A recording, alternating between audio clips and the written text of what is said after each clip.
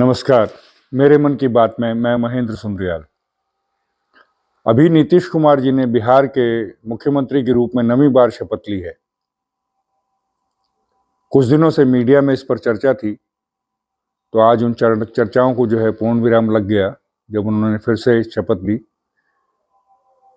कभी लालू यादव की पार्टी के साथ, आरजेडी के साथ, कभी बीजेपी के साथ, बार बार पार्टी बदलते रहे, दल बदलते रहे, कभी इधर कभी उधर, कभी इसकी सहायता से मुख्यमंत्री बने, कभी उसकी सहायता से मुख्यमंत्री बने। कहीं नैतिकता तो कुछ थी नहीं। और जो लोग, वैसे भी मैं पूछता हूँ, जो लोग पॉलिटिक्स में नैतिकता ढूंढ रहे हैं, उसका कोई औचित्य है? अगर दल बदल की बात करें तो 1967 में हरियाणा के जो इंडिपेंडेंट विधायक थे गयालाल, वहां से शुरू हुई थी ये बात, जिसके बाद ये गयाराम की जो है वो मुहावरा जो है वो चालू हुआ था, जिन्होंने एक दिन में 3 बार दल बदला था और 15 दिनों के अंदर 4 बार। वहां से और नीतीश कुमार के नवीं बार मुख्यमंत्री की शपथ लेने तक, क्या ऐसा बार बार नहीं हो रहा है? और आगे नहीं होगा, इसका क्या क्या इसकी कोई गारंटी है क्या? ये तो चलता जाएगा, ये चरित्र बन गया है पॉलिटिक्स का। नैतिकता में ही जो लोग भ्रष्टाचार की बात करते हैं, जब देश नया नया आजाद हुआ था 1947 में, तथाकथित आजादी देश ने पाई थी भारत ने, तो हरिदास मुंद्रा वाला केस याद होगा। तब से लेके आज तक कोई गिन के बता सकता है कुल कितने भ्रष्टाचार कांड हुए हैं? फिर आप नैतिकता की कैसे अपेक्षा रखते हैं राजनेताओं से? जो लोग रखते हैं वो खुद सोचें कि इसका औचित्य है, क्या उनसे अपेक्षा रखनी चाहिए?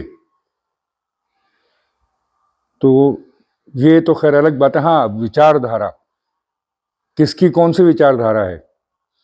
जो कल तक भारतीय जनता पार्टी को कम्युनल कहते थे, सांप्रदायिक दल कहते थे, आरएसएस को जो कोसते थे, वो दूसरे दिन भाजपा ज्वाइन कर लेते हैं और फिर कांग्रेस को गाली देते हैं। ऐसा नहीं है क्या? जो आज कल तक जो है वो नेहरू और इंदिरा और उनकी बुराइयां निकालते थे, वो कांग्रेस में शामिल होते ही भाजपा को सांप्रदायिक बताने लगते हैं। तो इसलिए ये नैतिकता का अब मेरे हिसाब से कोई औचित्य नहीं है। पॉलिटिक्स से तो बाहर निकाल दीजिए नैतिकता को। इस शब्द को ही पॉलिटिक्स में से बाहर हो जाना चाहिए। कोई भी दल, कोई भी नेता, किसी से भी नैतिकता की अपेक्षा मत रखिए। ये तो बहुत क्लियर हो गया है आज। खैर, अब आगे के देखते हैं इस घटनाक्रम में आगे क्या होता है, क्योंकि ये अभी इसका पूरे नाटक का, इस प्रहसन का पटाक्षेप अभी नहीं हुआ है। मेरा मानना है अभी और भी कुछ होगा।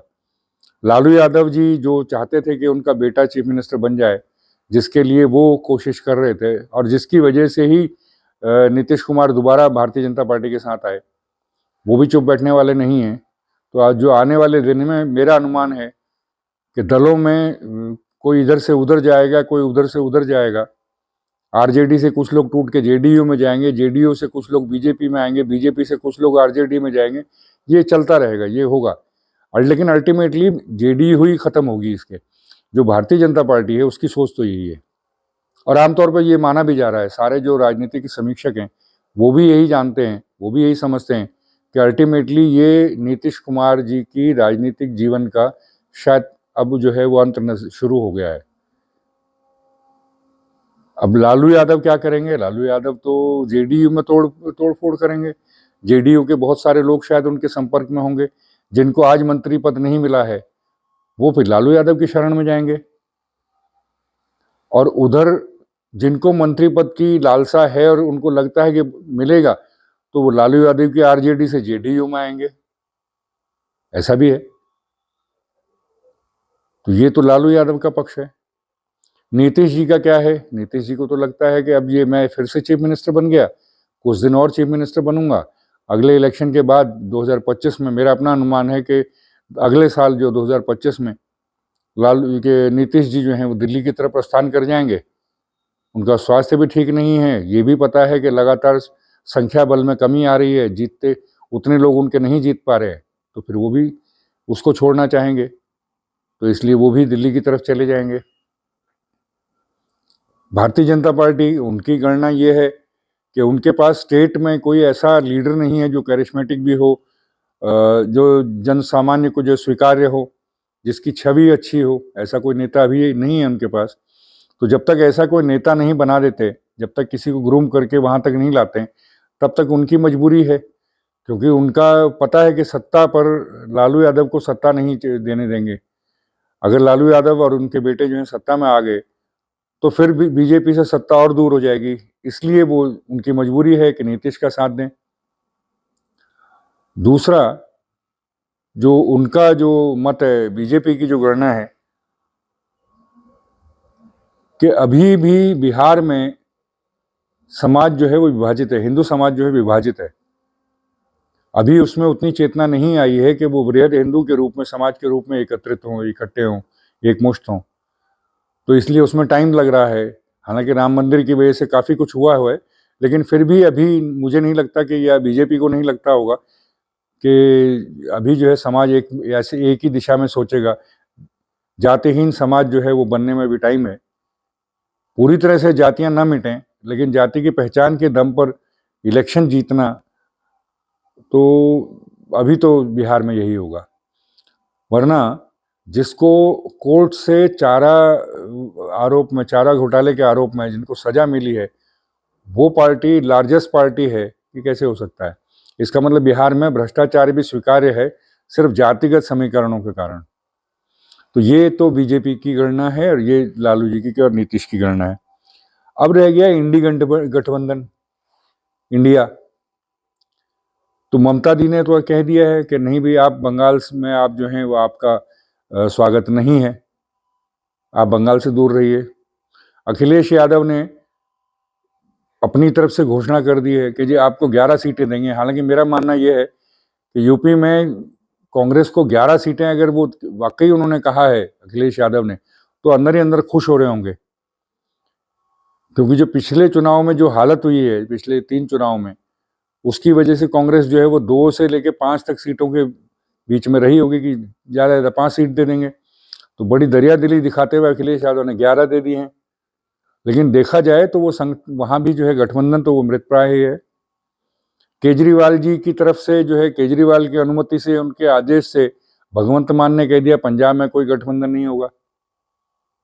दिल्ली में स्थिति थोड़ी अलग है, क्योंकि दिल्ली में 7 सीटें हैं, सातों की सातों बीजेपी के पास है। तो इसलिए बीजेपी का विरोध करने के लिए ये आपस में बांट लेंगे। तो मेरा अपना अनुमान है कि 4 जो है वो एक पार्टी लेगी, और वो हो सकता है वो आम आदमी पार्टी हो, और 3 कांग्रेस को मिलेंगे। तो गठबंधन कहाँ रह गया? जो इंडिया अलायंस है, इंडिया अलायंस, वो कहाँ रह गया? तो उसके दिन जो है वो नीतीश बाबू जो संयोजक थे, जिन्होंने जून में सारी 28 पार्टियों को इकट्ठा करने की शुरुआत की थी, जो चाहते थे कि मुझे जो है प्रधानमंत्री पद का दावेदार बनाया जाए, और उनकी ये जो उम्मीद जो थी, इसके पीछे भड़काने के पीछे भी लालू यादव थे। लालू यादव चाहते थे कि ये प्रधानमंत्री पद के चक्कर में दिल्ली की तरफ जाएं, और बेटा मेरा जो है तेजस्वी जो है वो चीफ मिनिस्टर बन जाए। लेकिन अब नीतीश को क्लियर हो गया कि कांग्रेस जो है प्रधानमंत्री का पद अपने पास ही रखेगी, तो उनको नहीं मिलने वाला। अगर प्रधानमंत्री पद की दावेदारी भी मिल जाती तो भी ठीक था, लेकिन वो भी नहीं मिल रही है, वो भी कांग्रेस अपने पास रख रही है। तो इसलिए उनका अलायंस में बने रहना ठीक नहीं लगता था उनको, इसलिए नीतीश भी अलग हो गए। तो इसलिए अब जो है वो अलायंस भी करीब करीब खत्म ही समझिए।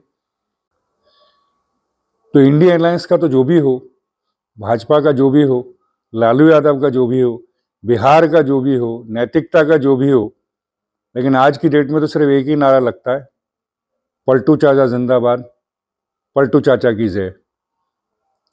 तो आज के अंक में इतना ही। अगले अंक में फिर आपसे मुलाकात होगी। नमस्कार।